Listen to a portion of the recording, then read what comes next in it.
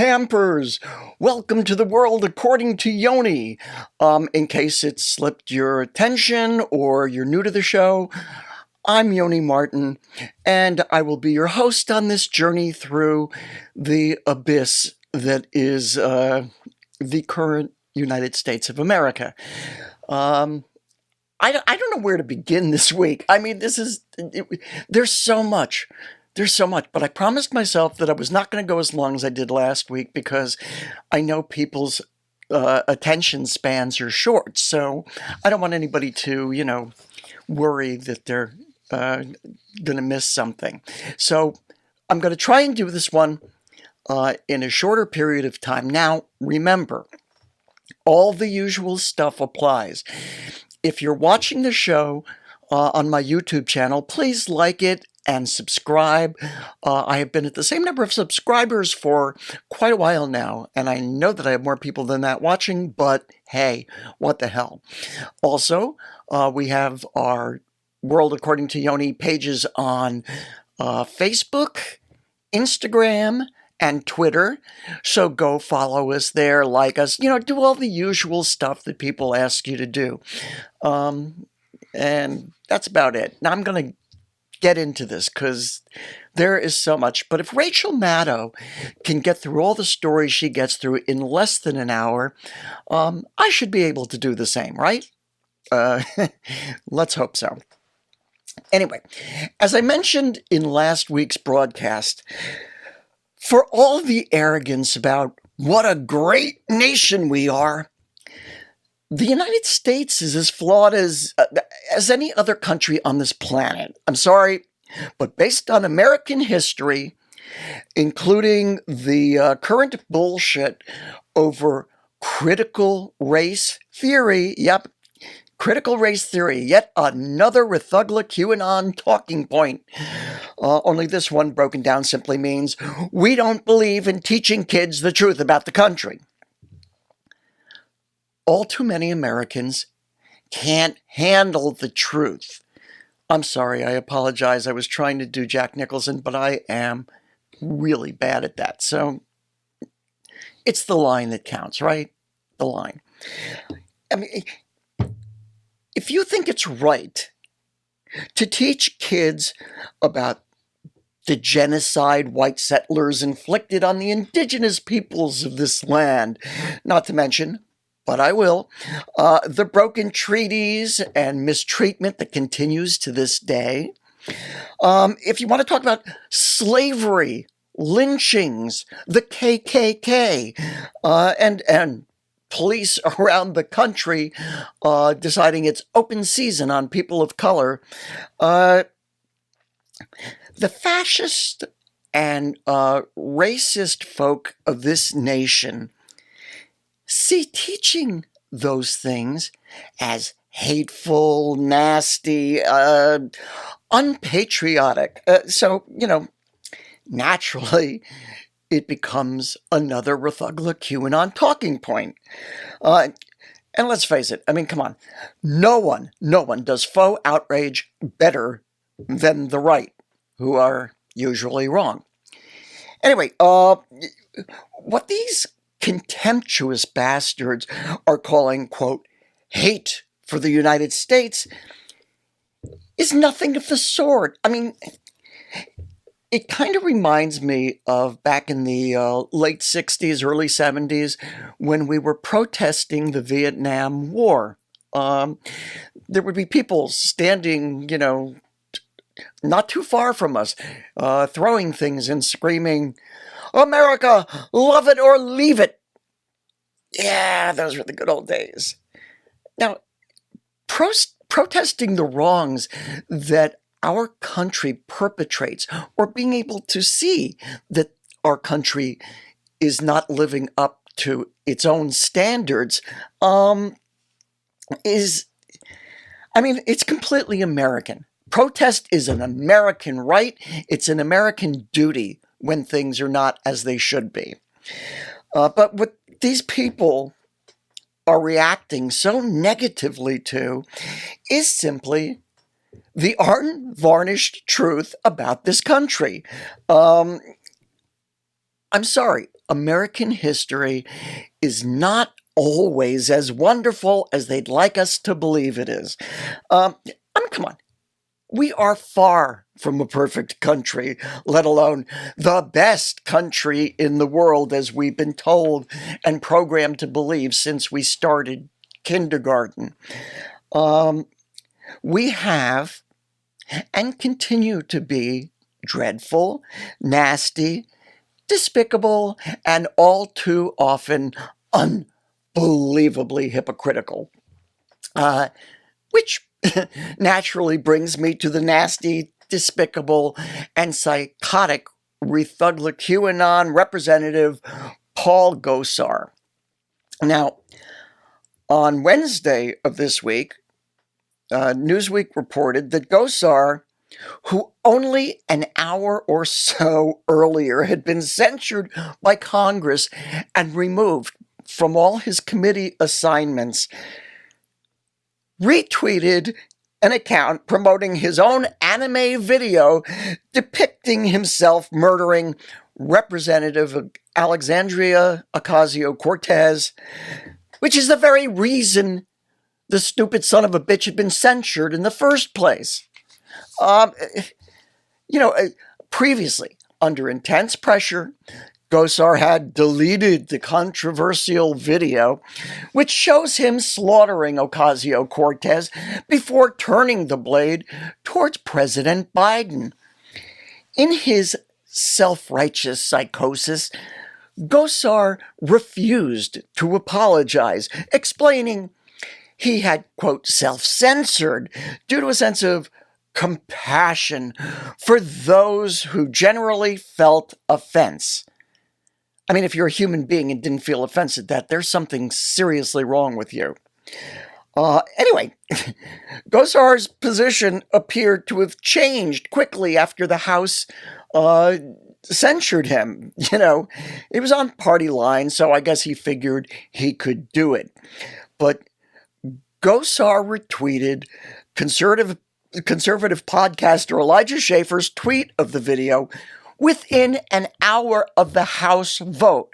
So if you're with me on this, less than an hour or an hour or so after this stupid psycho was censured, he reposts the video that got him censured. Why? Because he feels perfectly free to. He doesn't, they censored him. Oh, bad. What they should have done is expelled him from Congress. And since he put it up again, showing contempt for Congress, I think it's time for expulsion, folks. Paul Gosar is a criminal. It's that simple. He's a criminal who threatened a fellow representative, not to mention the President of the United States, the current one who actually won his election. In my opinion, he does not belong in the people's house. Where he belongs is the big house. But this is the state of the country we're living in, guys. I mean, it's scary. It scares the shit out of me.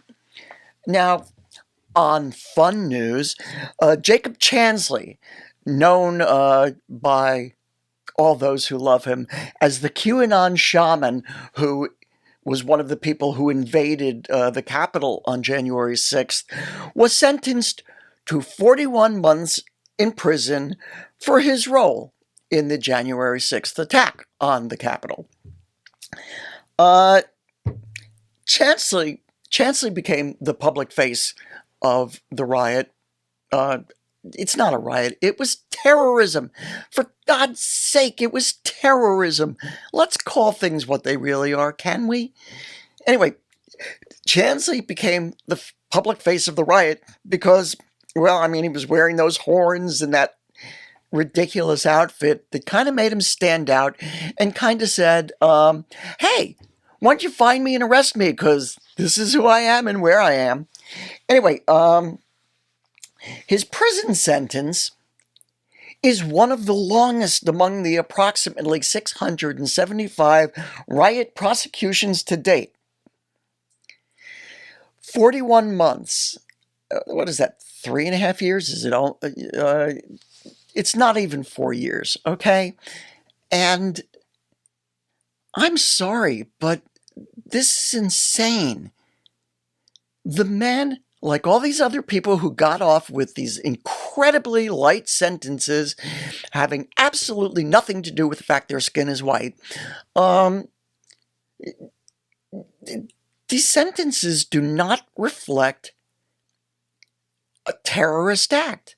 They do not reflect a riot. They do not reflect the fact that these people were invading the Capitol building to harm congressmen and women, to harm the Vice President of the United States. What the fuck? I mean, come on. My stomach can only take so much. And speaking of things that churn one's stomach, let's get to the Rittenhouse trial and Judge Schroeder, because, as of this moment, the jury is still out, so we don't know what's going to happen. I mean, to me, and to, I would think, any sane individual, what Kyle Rittenhouse did is murder two people.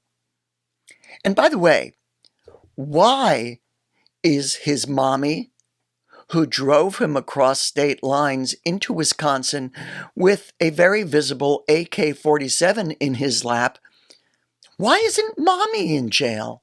Why wasn't she arrested? Okay. Anyway, this whole trial has been insane. You've got a judge who is so patently and obviously on one side, and it's the side of the murderer. Last week I talked about him, not allowing the prosecution to call the people who Rittenhouse murdered victims. This week he referred to one of the jurors as a black. Ooh, he's a black.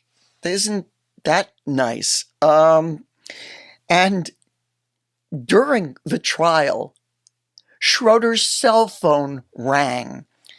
Anyone want to guess what it played? Oh, come on. Yeah, it played Trump's campaign theme song. Any more questions? I mean, Schroeder, this just goes on and on and on. It turns out Schroeder is related to the gentleman who bailed Kyle Rittenhouse out of jail in the first place. This guy needs to be removed from the bench. I mean, I don't understand how the prosecution didn't demand he recuse himself, because his prejudice is all over this trial. And I have to comment on Kyle Rittenhouse's the day he broke down, his crocodile tears. They might have been a little bit more believable if he hadn't kept looking over at the jury to see if they were buying his act. But when you see him doing that on video, you sit there and go, are you fucking serious? Nobody's buying this shit. Well, okay. The people who think murdering people you disagree with is all right, yeah, they bought it. I just don't know what to do with the insanity. Oh, and then there's good old Jacob Wohl back in the news. You remember Jacob? He is the 23-year-old far-right conspiracy theorist, liar, scumbag, who I don't even know how to begin to describe him. I think, let's say this. Jacob Wohl, like little Stephen Miller before him. For those who don't remember, Stephen Miller was Trump's version of Joseph Goebbels. Stephen Miller is a self-hating Jew. Well, guess what? So is Jacob Wohl. It's not enough to be right-wing. It's not enough to make up things or make thousands of robocalls. I mean, right now, Wohl is facing a $5 million fine from the Federal Communications Commission for orchestrating more than 1,100 robocalls, illegal robocalls, I should add. The guy is the lowest form of life, and he is also a self-hating Jew. How do I know this? Well, this week, good old Jakey came out and said, and I'm quoting here, "I firmly believe that every Jew in America should decorate their home with Christmas lights.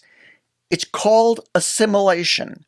America is a Christian country," Wohl wrote. Christian country? I mean, what kind of moron? Okay, I'm not going to say the expletive that I was going to use because it goes so far beyond that. I don't know where to go with it. The Constitution of the United States contains 4,543 words.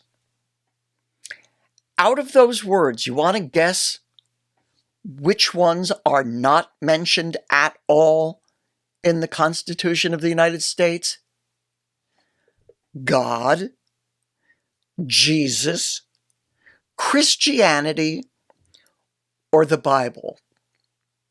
Okay? Jake, sorry to tell you, this is not a country. The United States was founded as a secular nation. Freedom of religion, from religion, and it means you get to do and believe what you want to believe. And you get to celebrate as you choose to celebrate. I mean, this guy's batshit crazy. They're all kind of batshit crazy. I don't know what to. But we are not a Christian country. We know that there are many out there who would like it to be. Virginia's about to be new governor, Glenn Youngkin, with his faux religious fanaticism, certainly believes that. So they want to turn the United States into a totalitarian, fascist theocracy. Wow. I mean, that's just wow. I'm changing subjects here because I'll get sick if I stay on that one. There was an article written by a guy named Tom Valovic and posted on Alternet. And if you don't know what Alternet is, you really need to take a look at it, look it up, because they've got some incredible writers.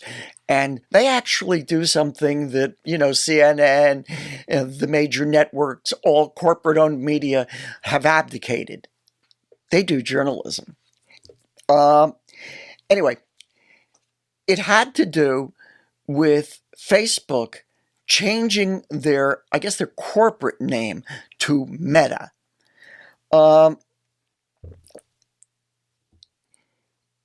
It is the most ridiculous, meaningless change, except for one thing. And I'm going to try to distill this article, which is a fairly long and involved piece that will scare the shit out of you if you read it. But basically, Facebook's new name is shorthand for metaverse, a major new technology and cultural shift that big tech is trying to force feed to anyone and everyone who uses the internet. You, me, everyone. And in the words of one person in the world, uh, this is a guy who works for one of the tech giants. He said, this new direction is, quote, terrifying. Well, hell yeah, it's terrifying. I mean, we'll all be hearing a lot about the metaverse and the guises of cleverly crafted tech language that none of us will understand. But over the months and years ahead, technical descriptions like the one found in Wikipedia, well, they're confusing and they kind of block out the big picture implications. Um, Basically, and I don't want to mince words here, but this article really was terrifying. Uh, the bottom line is what they're trying to do. Facebook, I'm sorry, Meta, and all this other social media giants and tech giants, they're trying to fabricate an alternate reality other than the physical one we're now inhabiting. This new reality can be accessed, of course, only by paying customers and those in a position to afford and understand it. Uh, it's a technology designed by the elites for the elites and implicitly leaves behind the rest of us. Uh, for anyone concerned about the fate of the planet, given the client and climate and biosphere crises and large-scale species extinctions, which of course we never seem to hear about in the mainstream media. I'm looking at you, Chuck Todd, because I really dislike you. You're not a journalist. You're a phony, and every time your face comes on TV, I have to turn it off, or I risk smashing my TV screen in. Anyway, uh, what these people like Meta are doing is promoting a massive existential shift that may come all too soon. It terrifies me that it may come in my lifetime. I hope it doesn't, but they're aiming for it. Uh, the metaverse appears to be part of a larger effort to implement, and I'm reading this because I would never get all this right. It's an effort to implement technocratic governance, which dovetails nicely with the agenda of the World Economic Forum. Now, the World Economic Forum, for those who don't know, is it's the official mouthpiece of the billionaire class. And the bottom line of this is, I mean, look, Jeff Bezos, remember him? Amazon, who now owns the Washington Post. It's like Comcast owning NBC. It's We're never going to get the straight story from the mainstream media because they're all corporate owned. And yeah, once in a while, the Washington Post or the New York Times or one of the networks will actually throw us a piece. I mean, I'm madly in love with Nicole Wallace for her interview with Chris Christie the other day, in which she just nailed the son of a bitch, and it was beautiful. That was journalism. We could use more of that. But what the metaverse is supposed to do for billionaires like the Gateses and Bezos, and of course my favorite, Elon Musk, um, basically, they are heading the future to a world where the billionaire class will live. Maybe they'll go off Earth. Let's remember, we've got 2 billionaires as it is who are leading the space program at the moment. Musk and what's his face? Richard, I'm blanking on his name. Branson, thank you. Uh, it's it's just frightening. So if you get a chance, please go to Alternet and read the article because it's important. It's really important. You got to know what's being done behind our backs.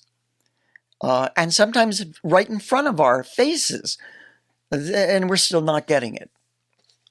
Okay, gonna jump on to another topic, and that is yesterday's speech on the floor of Congress, where Congresswoman Alexandria Ocasio-Cortez, in the most beautiful way I've seen in a long time, ripped the ever-living shit out of House Minority Leader Kevin McCarthy. She was calm, she was smart, she was eloquent, and she put McCarthy in his place. Well, if she put McCarthy in his place, it would probably be in the garbage can, which she didn't quite do. But I think she made it pretty clear that McCarthy and all the Rithugla QAnons in Congress who march in goose step together are a menace, because a congressman can threaten the life of another congressperson and the president and get away with it. I mean, he got censured. Ooh, whoopee, whoopee, whoopee. The guy belongs behind bars. Please, let's remember that Gosar is a psychotic. Okay? It's just that simple. Again, more articles. This is from a guy who I have not heard of before, but you can bet your ass I'm going to be reading him in the future. His name is Greg O'Lear, and he wrote an article called Trump and the Mogilevich Defense. What is it about? Well, as we all know, everything Trump touches dies, except false narratives about him. When it comes to telling his own story, you know, the guy can say anything he wants. He can make it up off the top of his head, and they believe it. The guy never went into a church in his life before he was president, and they buy that he's not only a Christian, he's the savior. Give me a break, please. Donald Trump, I think O'Lear called him a creature of the underworld, second generation, mobbed up, a money launderer for the Russian mob.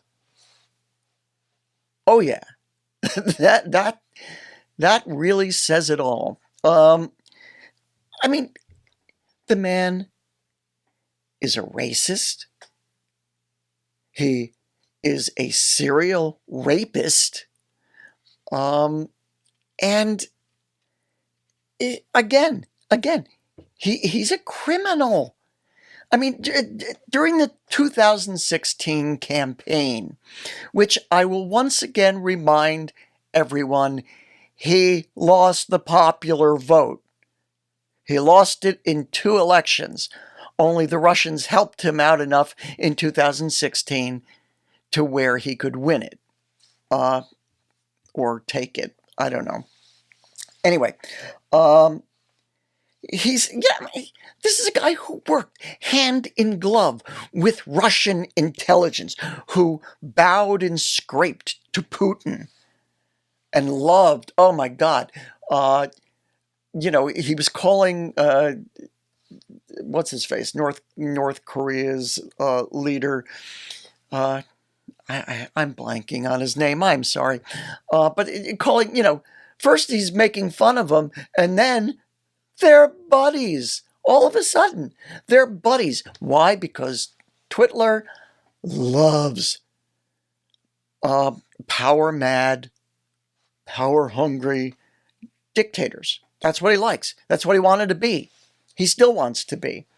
Um, it's just insane.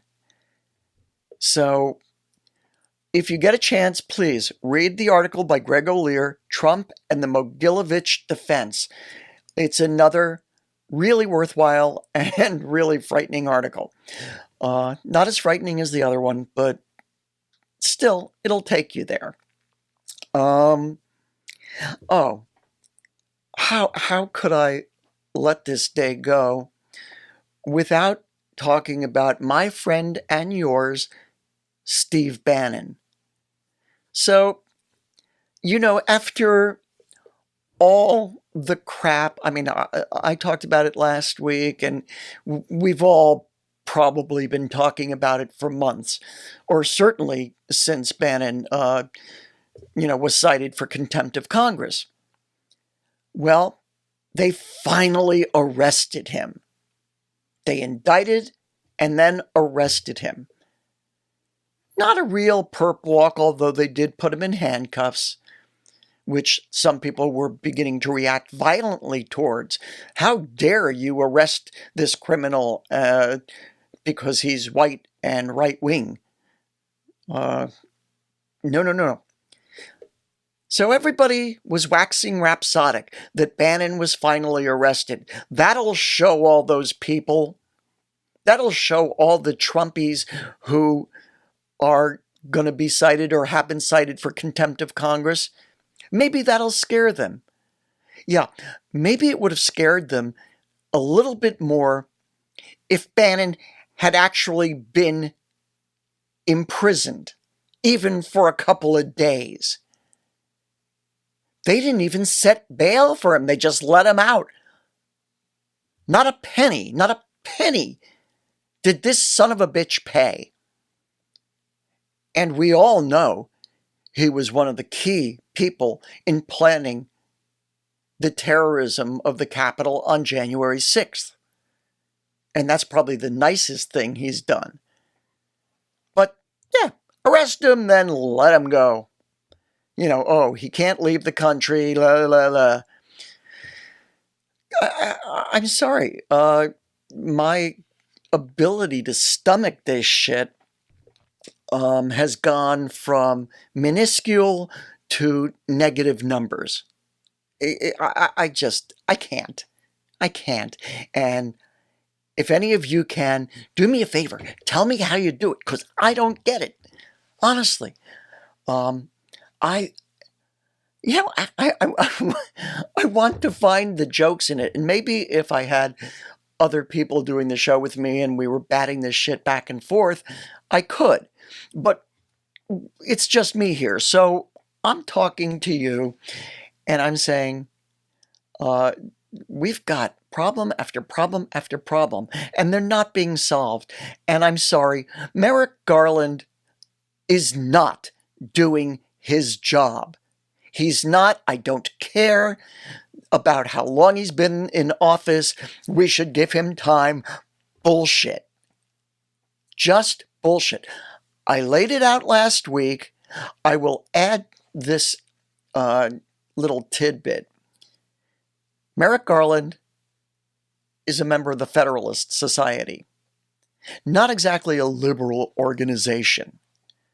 How did Merrick Garland get nominated for the Supreme Court by Barack Obama? He was on a list of people who were acceptable to the Rethugla QAnons by Mitch McConnell. Yeah, Moscow Mitch McConnell gave President Obama a list of acceptable Democrats, of which Merrick Garland was one. And then, of course, when the president nominated Garland, McConnell said no, simply to embarrass the president and to, basically bypass the Constitution of the United States and the president's right to appoint someone to the Supreme Court. That's how we now have a packed Supreme Court. So, don't look for much in the way of progressive policy from Merrick Garland. Uh, Hopefully he can do enough of the right thing. I'm not sure, but I hope he can do enough of the right thing to make up for Bill Barr and all his predecessors under Mr. Twitler. Because if he doesn't, come 22 or 24, this country is gone. I seriously believe that.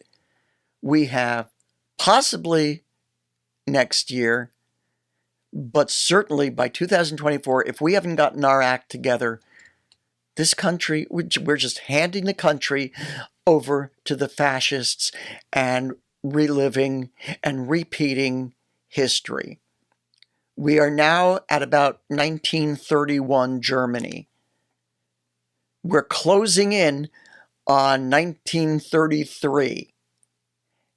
And by 2024, we could do the repeat if we don't get our act together. That means the Democrats. Fight, fight, fight, fight, fight, fight, fight. I'm going to keep saying it till I'm blue in the face. You know, all us progressives are saying that. And I know I talked last week about, the Democrats being a Big Ten party because we have all these former Republicans who are now Democrats, but they're conservative Democrats. And then we have the progressives and, everybody on the right side of the Democratic Party is blaming everybody on the left side of the Democratic Party. And the people on the left of the Democratic Party are blaming the people on the right and in the middle, saying, oh, if you had done this, we would have won more this year. Glenn Youngkin wouldn't be the new governor of Virginia. Yeah, maybe if we had had a better candidate who actually, campaigned worth a shit and was progressive, maybe Glenn Youngkin wouldn't be stepping into the governor's mansion in Richmond. But that didn't happen. What we got was Terry McAuliffe, and I'm sorry, Terry is center right of the Democratic Party. He is a big money guy, and nothing real was going to change with him, but it wasn't going to get worse. With Youngkin, it's going to get worse. Believe me. Anyway, those are the topics politically I wanted to talk about this week. And I haven't timed myself, so I don't know where I'm at, but I'm hoping I'm under an hour here because I was an hour and 10 minutes last week, and I thought I'd done about 45 minutes. Before I go, though, I just want to mention in the world of music, what for me is an emotional, tremendous loss. And I saw an unbelievably small amount about it in the media. I'm talking about the passing of the Moody Blues drummer Graham Edge, who was a co-founder of the group. I guess he'd be considered the poet laureate of the group because he started out trying to write lyrics, but they came across more as poetry, so the Moody Blues incorporated his poetry into their music. Graham Edge was a very underrated drummer because he wasn't flashy. It seems that if you're not a Keith Moon or Ginger Baker or John Bonham, you can't be a really great drummer.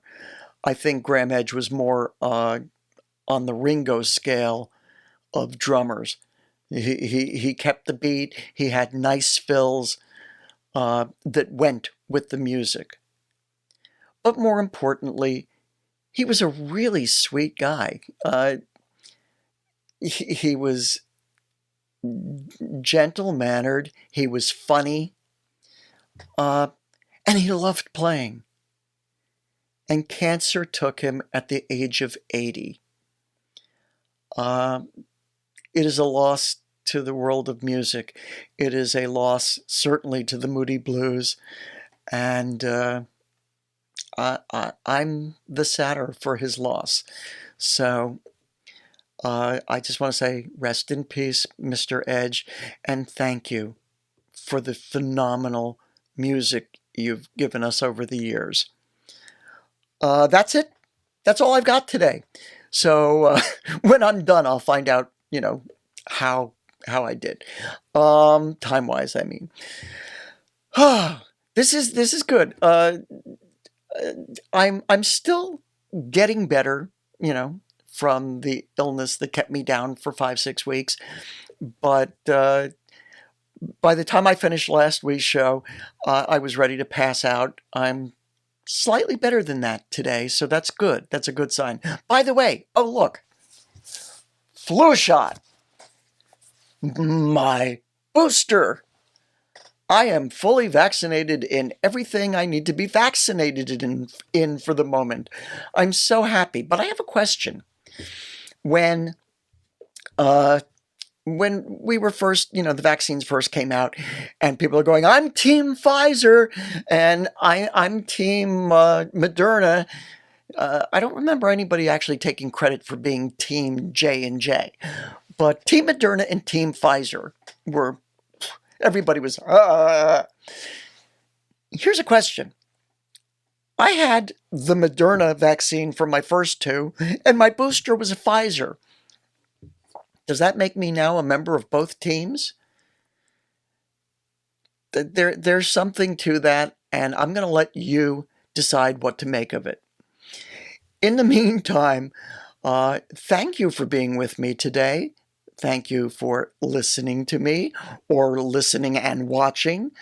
Remember, all your favorite podcast channels, YouTube, and I'm told Spotify is now putting up vidcasts.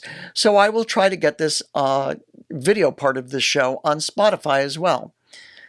So in the meantime, I hope we have a saner week. I'd like to talk about something other than politics, because I'm getting really sick of it and nothing seems to change. It just gets worse and worse. So I will leave you with this. Try to be kind to each other. Take care of each other as best you can, as best we all can. And as I've stolen from Billy Joel in his early years, I leave you with my parting words. Don't take any shit from anyone. Thanks again. I hope you come back and see me next week, and have a great week yourselves. Bye-bye.